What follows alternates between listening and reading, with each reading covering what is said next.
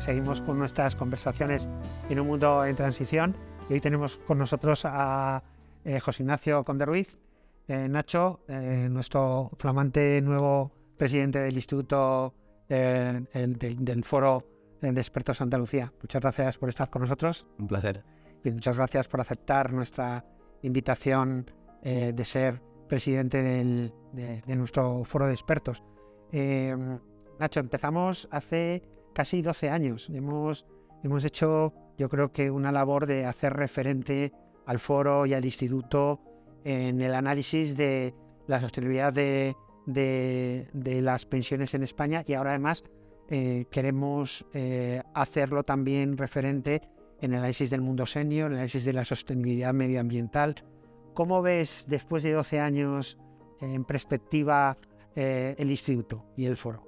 Bueno, yo creo que siempre es un poco, como yo lo veo, ¿no? Es que se buscó un poco el conocimiento que hay en el mundo académico, ¿no? Sobre, bueno, cómo es qué se puede hacer para adaptar el sistema de pensiones a la nueva realidad demográfica, que es algo que nos había preocupado mucho y nos sigue preocupando mucho a los académicos. Y un poco pues surgió, yo creo que casi muchas de las reuniones nos hemos centrado sobre todo en intentar impulsar las reformas, ¿no? Con el afán de conseguir que el sistema de pensiones no solamente nos dé una pensión suficiente pues para todos los mayores, que es lo que todos buscamos, sino que también pues que sea sostenible, porque al fin y al cabo el sistema de pensiones de reparto no deja de ser un contrato entre generaciones, de tal forma que estamos pagando ahora a los actuales jubilados, pero confiamos que los que llegan por detrás, los jóvenes, los niños, nos lo van a hacer a nosotros. Y por lo tanto, entendemos que el debate político siempre se centra más en la suficiencia, en el momento, porque no están mirando tanto a largo plazo, pero al final es clave, ¿no? Buscar e impulsar las reformas que garantizan la sostenibilidad a largo plazo. Yo creo que al principio en el foro, sobre todo, hacíamos estudios y análisis y propuestas muy centradas en el sistema de pensiones. Yo veo ahora que poco a poco hemos ido transitando, también con Guillermo de la Dehesa, ¿no? Que también empezó también por allí, buscando y entendiendo que el mundo al que nos vamos a enfrentar es un mundo que no es el mundo que hemos visto hasta ahora. Es un mundo donde va a haber muchísimas personas mayores y va a haber muy pocas personas jóvenes. Y por lo tanto, la forma de enfrentarnos a ese mundo, pero no solo para las pensiones, para todo en la vida, es intentando aprovechar el talento senior, o que las personas mayores que así lo desean, mayores entre comillas, son personas de 65 años que a lo mejor nunca se habían planteado en el pasado que podían seguir trabajando, pues digamos que si ellas lo desean, pues que no se les pongan esas trabas que se les está poniendo actualmente, por ejemplo, para poder seguir estando activas por el mayor tiempo posible, ¿no? Entonces empezamos a pensar lo que sería el mundo senior, un poco del talento, ¿no? De cómo tenemos que aprovechar este talento, porque es verdad que en el pasado igual creías que no, que te podías permitir desaprovecharlo, pero en el futuro ya sabemos que no va a ser así, ¿no? Y luego otra pata que nos parece importante es que, claro, al final cuando uno está planificando su vida hacia el futuro, pues requieres unos conocimientos básicos de economía, porque es que es complicado, ¿no? Cuánto ahorro, las decisiones de ahorrar, dónde lo ahorro, etcétera, ¿no? Y aquí un poco pues entendemos que lo que sería pues toda la educación financiera pues también es relevante, es importante también para tener mejores ciudadanos y que sean capaces un poco de tomar mejores decisiones. Y por allí yo creo que hemos empezado también a hacer cosas, ¿no? De educación financiera. Y claro, cuando hablas de pensiones y de envejecimiento hablas de sostenibilidad. Entonces, claro, esta sostenibilidad la ves en todas las dimensiones, y una de ellas es la medioambiental, ¿no? Es verdad que quizás muchas de las inversiones que se hacen ahora se deberían hacer, y ya se están haciendo muchas compañías, ¿no? Pensando en la sostenibilidad medioambiental, y por lo tanto, pues que pensamos que vamos a tener que introducir, ¿no? Esa pata de la sostenibilidad medioambiental en nuestra vida a la hora de tomar decisiones, pero también a la hora de invertir, ¿no? Y claro, cuando hablamos del futuro y del talento senior y cómo aprovechamos que los trabajadores mayores, si así lo desean, pues puedan seguir participando en el mercado laboral, seguramente no a 40 horas a la semana, seguramente a tiempo parcial, etcétera, también tenemos que tener pendientes que el tercer reto que tenemos por delante, después del envejecimiento y del cambio climático, es el cambio digital, ¿no? Y por lo tanto ahí la formación también es clave y fundamental, pues porque si tú quieres que permanezcan. Y esto afecta ya no solamente a los mayores, también a los jóvenes, que la educación, la formación que hay que darles, les tiene que permitir siempre, por así decir, ser complementarios a la tecnología, ¿no? Porque si por un lado quieres que se pueda trabajar, si así lo desean, por más tiempo, pero por otro lado sus habilidades se quedan obsoletas y el mercado no se las demanda, pues no avanzas. Y por lo tanto, también creemos que la formación a lo largo de toda la vida, no solo en el principio, cuando estás en la universidad o en el colegio, etcétera, es importante, sino a lo largo de toda la vida toda la vida laboral. Y yo creo que un poco con la palabra sostenibilidad, yo creo que englobamos un poco todas las cosas que queremos abarcar. Evidentemente son muchas Sí, y vamos yendo poco a poco. sí, pero yo, todos estos conceptos que has comentado, yo he visto que se han ido incorporando de una forma como muy natural, ¿no? En los 12 últimos años, ¿no? Porque, bueno, empezamos con sostenibilidad, después de las pensiones surgió la educación financiera, el mundo senior se ha unido, pero el mundo senior hay que desligarlo del talento joven, de la digitalización. Entonces yo me encuentro cómodo, ¿no? Con toda esta evolución. También hemos buscado a nuevos componentes expertos en estas materias que han enriquecido mucho, con lo cual, bueno, yo creo que estamos evolucionando y tenemos ahí un buen desarrollo. Tema más a corto plazo, tenemos ahí las últimas reformas que faltan del componente número 30 del plan de resiliencia y recuperación. Faltan todavía dos reformas que parece que no van a ver la luz, que sí.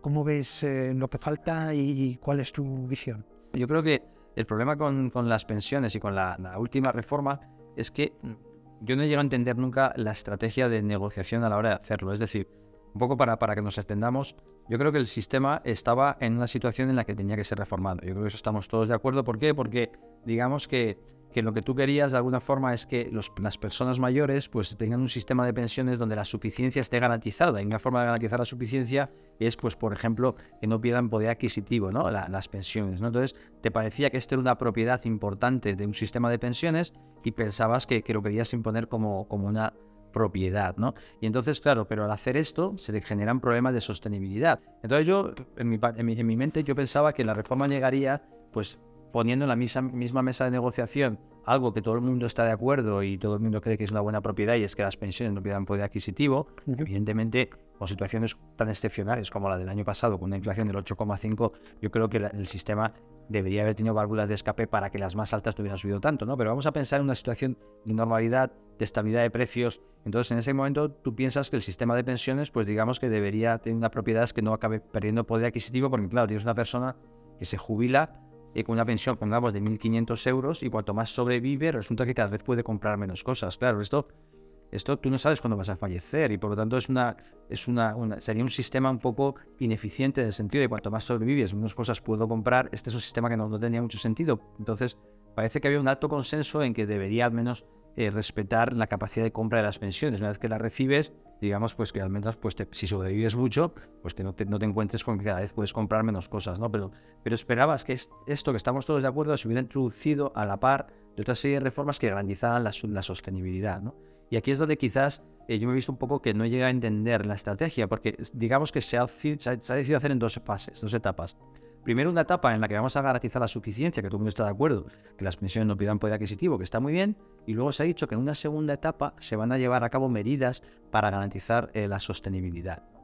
¿Qué ocurre? Que es como que has dado todo lo bueno al principio. Entonces es una negociación un poco absurda, porque ahora, ¿qué vas a dar a cambio cuando metas las medidas que son las más impopulares para garantizar, por así decir, la sostenibilidad? Pues no tienes nada que ofertar. Y entonces, claro, ahora tienen que presentar este segundo paquete de medidas para la sostenibilidad, pero ya nadie está de acuerdo porque no hay nada positivo que ofrecer, por así decir. Entonces yo creo que supongo que además se añade una complejidad adicional, que estamos en año electoral y por lo tanto un partido que introduzca, por ejemplo, toda la vida laboral, que es una reforma bastante razonable, y que incluso el propio ministro hablaba de ella al principio de la legislatura, pues claro, si la propone ahora, seguramente no tendría el apoyo parlamentario y seguramente pues se acabaría el partido que intentara hacer perdiendo la selección, ¿no? Entonces yo creo que, sinceramente, lo que veo en el horizonte es una reforma de mínimos, en el mejor de los casos, o una no reforma, es decir, que no hagan nada, porque bueno, es verdad que hay que hacer algo, pero empiezas a pensar que hay países que no están haciendo todos los hitos. Y yo sí que espero, seguramente, que cuando acaben las elecciones, pues seguramente se hará ver, oye, que sí, que el sistema tiene problemas de sostenibilidad importante, pues ahí hay diversos estudios, pero incluso los gubernamentales que se han enviado a Bruselas ya te dicen que el déficit, el desajuste entre ingresos y gastos puede llegar a ser 3,5-4% del PIB, que es una barbaridad en los próximos, bueno, de aquí al 2050, porque España es un país que yo creo que es lo que la gente no entiende, que combina lo peor de un país y lo mejor. Lo peor es que tiene una tasa de fecundidad la más baja de todos los países industrializados. Hay 1,19 hijos por mujer en edad fértil, bueno, yo no soy natalista, es decir, que sí. Pero bueno, el equilibrio se encuentra en 2,1, ¿no? Sí, pero estás muy lejos. Y sobre todo es que cuando le preguntan a las mujeres, le dicen, oye, ¿pero cuántos hijos querrías tener? Siempre querían tener más, o sea, de los que han tenido. La realidad del deseo es más separado y todas te dicen lo mismo, en problemas de vivienda, problemas de falta de apoyo a los jóvenes en la emancipación, un mercado laboral precario, y luego combina lo mejor, que somos un país donde la longevidad es grandísima, aumento espectacular de la esperanza de vida, de los países donde más se vive, lo cual, estas dos cosas, que se vive por mucho tiempo y hay pocos nacimientos, básicamente te convierte en un país que en 25 años va a ser uno de los más envejecidos de Europa. Y todo esto a pesar de que, según el INE, deberían entrar en torno a 8 o 10 millones de inmigrantes que no están entrando. Es decir, encima somos un país que tenemos una política de inmigración que es un poco un disparate, porque digamos que no permites la captación en origen de inmigrantes en habilidades y en puestos de trabajo que te faltan en la población, pero además que sabes que cada vez lo vas a necesitar más, cuando deberíamos estar un poco yendo a la búsqueda, ¿no? Con políticas activas de inmigración, porque prácticamente todo el continente europeo está envejeciendo y al final tendrías que estar ya poniéndote las pilas un poco para atraer estos inmigrantes, que no te van a evitar hacer una reforma de pensiones, evidentemente, pero sí que te va a hacer que por lo menos sea con una reforma pues puedas intentar conseguir una sostenibilidad, ¿no? Quizás lo importante es reconocer que tenemos un problema de sostenibilidad del sistema.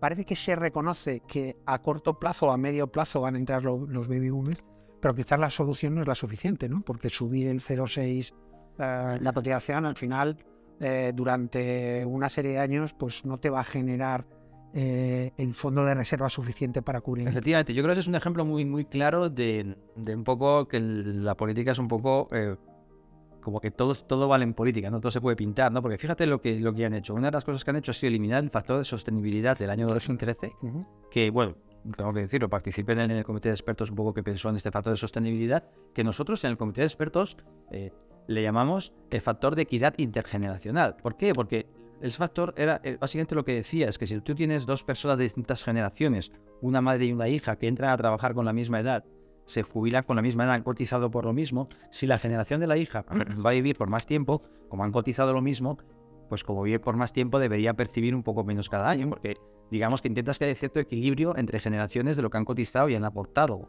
Y por supuesto las siguientes generaciones tendrían la posibilidad de evitar esa pensión que caiga, alargando por ejemplo la edad de jubilación o ahorrando o como ellos lo desearan, ¿no? Nosotros nos parecía esto equidad intergeneracional, es decir, si aumenta la esperanza de vida de una generación, pues tendrían que compensar, ¿no? Y entonces se han cargado esto, ¿vale? Y lo han querido sustituir por una subida de cotizaciones, que es y no solamente se lo han con una subida de cotizaciones del 0,6, sino le han llamado a una subida de cotizaciones factor de mecanismo de equidad intergeneracional, MEI. O sea, algo que no tiene nada que ver con la equidad intergeneracional, como es subir las cotizaciones en un país con la tasa de paro juvenil más alta de Europa, le dices que eso es equidad intergeneracional, subir las cotizaciones que va en contra de los jóvenes y pretende, es a mí donde yo creo que Europa supongo que se mostrará bastante sorprendida y yo creo que si lo entiende como lo entiendo yo, se sentirá hasta cierto malestar y pretenden que les den fondos europeos con un fondo que se llama Next Generation, que se supone que es para las futuras generaciones. Yo el otro día me invitaron en la Carlos III los estudiantes por primera vez y algo está cambiando aquí, porque es la primera vez que estudiantes solos me invitan a hablar de pensiones. Hasta ahora me invitaban profes para que los estudiantes se me dormían todos, pero ahora eran ellos. Yo les decía, es que ya está preocupado de vuestro futuro. De los políticos, ¿no? Y entonces yo creo que eso explica muy claramente cómo algo que era bueno, como era el factor de sostenibilidad, que era de equidad intergeneracional, lo cambian por algo que es malo, pero encima le llaman como algo que no es, ¿no? Yo creo que hay muchas cosas que tienen que cambiar. Sí. Después está el concepto que puede ser muy potente, que es el de aumentar la edad de jubilación. Hace poco has sacado un informe con Jesús Laera muy interesante sobre la jubilación flexible, ¿no? Porque esto no solo va de trabajar más, sino de trabajar de diferente forma. Además, yo te he escuchado a ti varias veces que lo explicas muy bien, ¿no? Que te acuestas trabajando y te levantas jubilado, ¿no? O sea, ¿cuál es el concepto de la jubilación flexible? Sí, yo creo que con Jesús, que es un abogado, es catedrático en Derecho del Trabajo, un poco lo que yo digamos que pensamos en el mundo del futuro. Entonces, en el mundo del futuro, pues resulta pues que vas a necesitar trabajadores. Entonces dices, bueno, vamos a ver si la legislación actual española está pensada para que un trabajador mayor que lo desee y de forma flexible, es decir, pues puede hacerlo, ¿no? Es decir, y entonces, dos cosas. Primero, nos dimos cuenta que no es un disparate como está la jubilación de hoy en día, por lo que decías, ¿no? Porque una persona trabaja 40 horas, se mete en la cama, se levanta por la mañana y trabaja 0 horas. ¿Qué ha pasado durante esa noche? ¿Cómo puedes que has podido trabajar 40 horas y ahora no puedas trabajar nada, ¿no? Pero luego, cuando miras la legislación, está toda pensada para poner trabas a que las personas mayores puedan trabajar, porque está, fíjate, yo lo estaba pensando, o sea, es una cosa que favorecería a los jóvenes, es decir, sí, porque ayudaría a la sostenibilidad de las pensiones y al mantenimiento de la economía, que las personas mayores que así lo deseen puedan seguir trabajando, pero muchos lo venden como malo para los jóvenes. Que una persona mayor no quita trabajo a una persona joven, porque no hay que una hora trabajada por una persona es una hora no trabajada por otra, porque hay complementariedades. Más es al revés, donde las personas mayores trabajan más, también trabajan más los jóvenes. Entonces, claro, pensamos, una legislación pensada para que no trabaje, igual te la podías permitir en el pasado, pero es que en el futuro no te la vas a poder permitir. Entonces, claro, pues yo, lo que Jesús Laguera y yo en este trabajo lo que hacíamos es un poco repasar todas las modalidades que hay para permitirte, por así decir, jubilarte, pero seguir trabajando. Es decir, que se debe permitir la plena compatibilidad entre percibir la pensión al porcentaje que tú lo desees y el salario. No te tienen que poner trabas, porque en la medida que ganas salario, con esa cotización de solidaridad estás aportando al sistema, ¿no? Y entonces esto va a requerir seguramente muchos cambios, no solamente en la definición porque la jubilación activa o la jubilación parcial, que tiene que ver completamente flexibilidad, completa libertad, sino también tiene que permitir de alguna forma que haya una especie de contrato laboral compatible, que a las empresas les resulte atractivo, que ese trabajador de alguna forma, pues que si está trabajando no le suponga luego un lastre si de repente tiene que prescindir de él, ¿no? Porque al final es un trabajador que luego tiene una pensión y por lo tanto no hay una discriminación hacia él si de repente consideras que esto no se puede hacer. Pero sobre todo, Jimmy, lo importante aquí es entender que no se está pensando para todo el mundo, porque enseguida... Eso es importante, sí. Es importante porque, claro, nadie quiere que un trabajador de la construcción, un policía, un bombero esté trabajando activo por más tiempo. ¿Por qué? Porque es un trabajo muy físico y por lo tanto este esquema de jubilación nuevo, por así decir, esta nueva forma de jubilarse, tiene que tener en cuenta la penosidad del trabajo que tú realizas, porque si es un trabajo muy físico, pues tendrá que tener una salida al mercado laboral más favorable. Y luego también, Jimmy, que es importante porque se habla de la esperanza de vida que va aumentando y es verdad, y la longevidad aumenta, pero no todo el mundo tiene la misma salud. Por lo tanto, una persona que tiene peor salud también debería tener un esquema de jubilación más generoso, por así decir, que no. Es decir, pero una vez que has tenido en cuenta la penosidad del puesto de trabajo, la salud del trabajador, pues yo creo que tendrías que permitir este tipo de jubilaciones que sean flexibles al nivel máximo, porque seguramente una persona que trabaja 40 horas, cuando ya alcanza la de jubilación, igual no quiere trabajar 40 horas a la semana, pero a lo mejor quiere trabajar los fines de semana o trabajar 2 días a la semana, yo qué sé, que le des esa posibilidad y que se la hagas compatible con la percepción de la pensión. Y esa es la clave, que sea compatible la pensión y el salario, ¿no? Sí. Para eso hay que quitar muchas falacias como la de que un mayor quita. Sí, y muchas rigideces y pensar en cómo podemos ser más flexibles y seguro que todos nos podemos adaptar. Tú antes comentabas que yo creo que la sociedad intergeneracional, el bienestar de nuestros mayores, que estamos muy focalizados, yo creo que es muy importante, pero nos estamos olvidando de los jóvenes. Yo creo que ese es el gran reto que tenemos por delante, Jimmy. Yo creo porque en el fondo lo que ocurre es que nunca hemos vivido con una sociedad y vamos a vivir con una sociedad tan envejecida como la actual. Esto es un fenómeno nuevo, o sea y es un fenómeno bueno, nuevo y muy positivo, en el sentido de que, oye, que es que las personas sobreviven por más tiempo. Es un sistema de pensiones que se diseñó y se pensó con unas reglas para que la gente se muriera antes. Entonces, ahora que tenemos la suerte de que la gente sobrevive más, puedes hacer dos cosas. Puedes decir, mira, me da igual, se sobrevive por más tiempo y ya está, pero no se cambia nada. ¿Y eso qué hace? Que cada vez tengas que dedicar una mayor parte de tu presupuesto a financiar un sistema de pensiones porque tú no lo quieres adaptar a esa nueva demografía, ¿no? Pero la solución, si haces eso, lo que ocurre es que todo el margen fiscal y todo lo que y todos los recursos van hacia la edad en lugar de hacia otras políticas que seguramente serían más productivas, como por ejemplo la educación, ayuda a la emancipación, vivienda, etcétera, ¿no? Y eso es un poco lo que yo creo que nos estamos dejando a un lado, porque digamos que si te empeñas en no reformar el sistema, pues vale, pues igual consigues que dediques una gran parte del presupuesto a ello, pero hay un coste de oportunidad que estás, por así decir, reduciéndoles el futuro a los jóvenes, ¿no? Y es esto en lo cual tenemos que darnos cuenta como sociedad, porque los mayores cada vez son más y cada vez van a ser más. Entonces, los políticos, entre satisfacer a un electorado joven, pequeñito, que es difícil de acceder a ellos porque no utilizan la tecnología, no ven la tele convencional, y entre satisfacer a un electorado que es muy grande, que son los mayores, que ven la tele, que ven que es más fácil llegar hacia ellos con unas preferencias muy homogéneas, pues siempre van a tender a ofrecer, siempre rechazar reformas, a intentar hacer... Y al final te estás, por así decir, fastidiando de alguna forma porque no le están llegando los recursos, por así decir, que debían llegar a cosas que me dicen a los jóvenes, que te das cuenta, Jimmy, a los jóvenes, cuando hablo de recursos que dicen a los jóvenes, no estoy hablando de cheque cultural, estoy hablando de medidas contra el cambio climático, que también les favorece a ellos, medidas como la I+D, que hay mayor crecimiento, medidas como la educación, como la formación, como las infraestructuras estratégicas, como ayudas a que te puedas emancipar, que te puedas alquilar un piso, es decir, cosas que cuestan dinero y que, claro, dinero no hay, porque se destina a otros usos. Y además es una expresión que te he escuchado a ti alguna vez, y es que, bueno, obviamente hay un grupo bastante homogéneo de mayores que pueden tener unas ideas muy homogéneas, pero es que al final los jóvenes votan con los pies, al final, ¿no? Y al final un joven puede decir, oiga, si yo no estoy a gusto aquí, pues me voy a buscar otras Ese es un poco, eso es un poco, el riesgo es este, ¿no? Que ellos, si tú, por ejemplo, imagínate, te empeñas en no reformar las pensiones en España y dices, bueno, donde ahora hay 3 personas potenciales pagando una pensión, dentro de 25 años habrá una y un poco de otra, pero da igual que me paguen la misma pensión que ahora, pues igual estás pensando mal, porque igual eso dicen, ya, pero es que yo para levantarme por la mañana y pagar casi yo entera una pensión, me voy a Alemania, me voy a otro país en donde se han ajustado el sistema de pensiones y ya, pues ya iré luego a España. Y lo que no se dan cuenta es que los jóvenes es una generación, la generación de los jóvenes de ahora, que no solo está muy bien preparada, sino que es una generación que es global. Es decir, que cuando mi generación viajaba al extranjero, siempre te sentías un poco extraño en el extranjero, porque usaban distinta ropa, consumían distintas cosas, veían distintas películas. Los jóvenes hoy en día se van a cualquier país y escuchan la misma música, ven las mismas películas, se visten igual, o sea, se sienten como en casa en cualquier sitio. Entonces, y ya está pasando. Y yo he estado mirando los datos de cuántos jóvenes han salido en los últimos años, ha salido casi 1.200.000 jóvenes de España.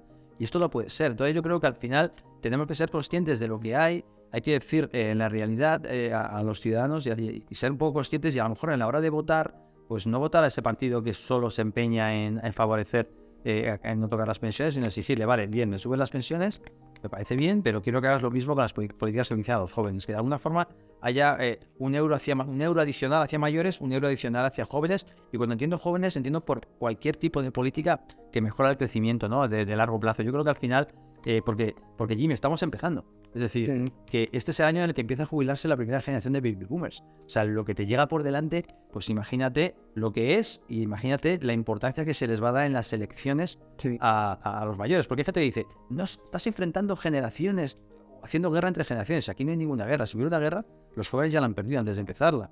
Porque democráticamente no son irrelevantes. Entonces, no hay guerra. O sea, lo único que intentamos hacer un poco, por lo menos en mi punto de vista, que cuando la gente vote sea consciente de que quizás tiene que preocuparse también de las otras generaciones. Para resumir y para ya finalizar, parece que estamos hablando de problemas, pero yo creo que en el instituto y en el foro de expertos hablamos también de soluciones. Y yo creo que me gustaría que acabáramos pues con 4 o 5 puntos de los que nosotros también trasladamos a la sociedad de que puede mejorar unas soluciones, además siempre que pensemos en el largo plazo, no, porque este es un problema de largo plazo, ¿no? Sí, yo creo que al final el foro no tendría sentido y solo nos quejamos, ¿no? Eso es. Lo que hacemos siempre es proponer propuestas. Hemos hecho propuestas muy concretas de cómo, yo creo que cómo reformar, por ejemplo, el sistema de pensiones para hacerlo sostenible, tratando de dar ideas, ¿no? Desde el mundo académico de cómo se podría hacer. También intentamos dar importancia, ¿no? Lo que decíamos de la educación financiera, también lo hemos visto cómo lo hacemos. También hemos hablado de las pensiones privadas y cómo es el diseño y cómo se podría mejorar y cómo podrías hacer pues que mucha gente que no ahorra pues puede ahorrar. Hemos dedicado también tiempo, ¿no? a cómo se podía impulsar este ahorro complementario, porque nosotros desde el foro siempre hemos partido que el principal pilar de un Estado tiene que ser su sistema de pensiones de reparto, ¿no? Entonces yo creo que siempre tratamos de dar este tipo de soluciones, ¿verdad? También alertamos de lo que la gente no quiere escuchar, pero siempre nuestro objetivo es buscar propuestas para intentar elevar a la sociedad, y eso es un poco lo que nosotros tratamos de hacer siempre, ¿no? en el foro. Pues oye, muchísimas gracias, un placer. Y bueno, muchísimas gracias por estar con nosotros y por seguir, yo creo que aportando visión crítica a la sociedad y poner sobre la mesa siempre opciones de mejora. Muy bien, muchísimas gracias. Un placer.